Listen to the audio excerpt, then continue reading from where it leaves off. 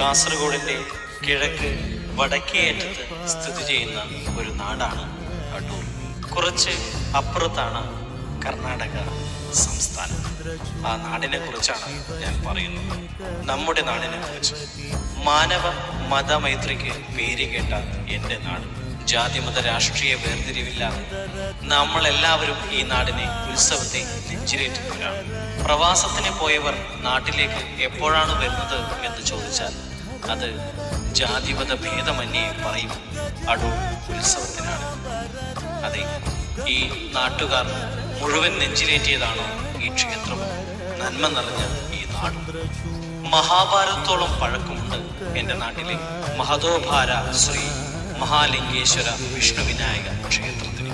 അല്ലെങ്കിൽ മഹാഭാരതത്തിന്റെ ഭാഗമാണ് ഈ ക്ഷേത്രമെന്ന് പറയുന്നതാവും കുറച്ചുകൂടി ഉചിതം. ക്ഷേത്ര ചരിത്രം ഇങ്ങനെ. വരാനിരിക്കുന്ന കുരുക്ഷേത്ര യുദ്ധം ജയിക്കുവാൻ സാക്ഷാൽ പരമശിവനെ പ്രീതിപ്പെടുത്തി പാശുപതാസ്ത്രം നേടുവാൻ ശ്രീകൃഷ്ണ ഭഗവാന്റെ ഉപദേശം കൈക്കൊണ്ട് അർജുനൻ തപം ചെയ്യുന്ന കാലം.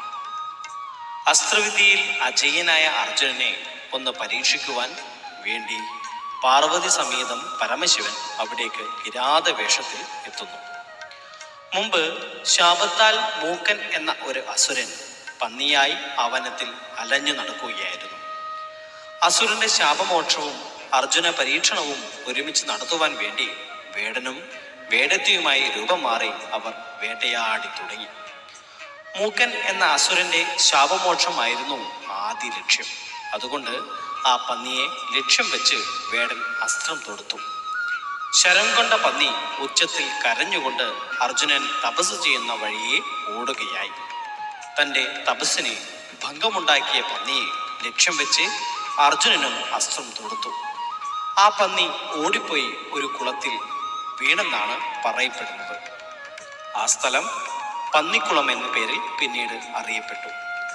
പന്നിയുടെ പിറകെ വന്ന വേടനും വേടത്തെയും അർജുനനെ കാണുകയും പന്നിയെ ആദ്യം അമ്പെയ്തത് ഞാനാണ് എന്ന് വേടനും അല്ല ഞാനാണ് എന്ന് അർജുനനും, അങ്ങനെ അവർ തമ്മിൽ മല്ലയുദ്ധം ഉണ്ടാവുകയും അർജുനനെ വേടൻ അനായാസം എടുത്ത് ദൂരത്തേക്ക് എറിയുകയുണ്ടായി.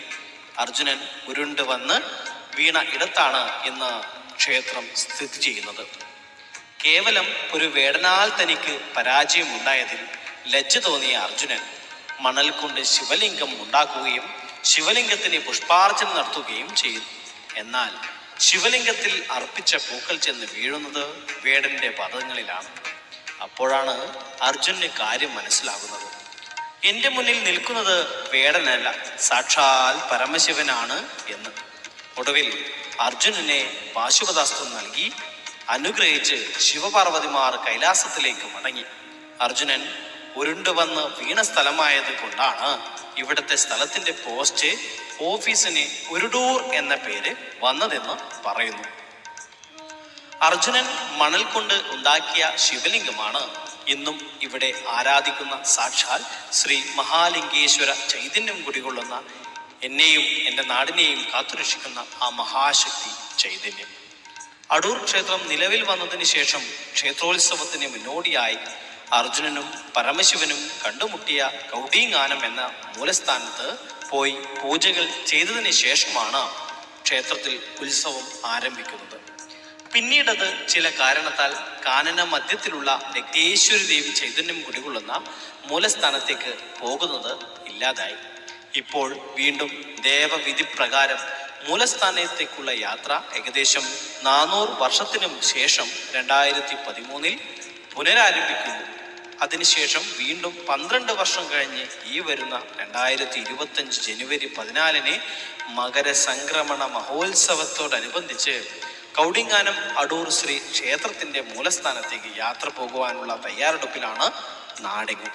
മുഴുവൻ നാട്ടുകാരുടെയും പ്രാർത്ഥനയും പരിശ്രമവും യാത്ര പൂർണ്ണതയോടെ പൂർത്തിയാക്കാൻ തരണമേ എന്നതിലാണ് ഞാനും മനസ്സുകൊണ്ട് പ്രാർത്ഥിക്കുന്നത്. ക്ഷേത്രത്തെ പറ്റിയുള്ള ചരിത്ര കഥകൾ ഇനിയുമുണ്ട് ഒരുപാട്. ചരിത്രമുറങ്ങുന്ന എൻ്റെ നാട്ടിലേക്ക് എല്ലാ വിശ്വാസികൾക്കും സ്വാഗതം. ഓം നമഃ ശിവായ.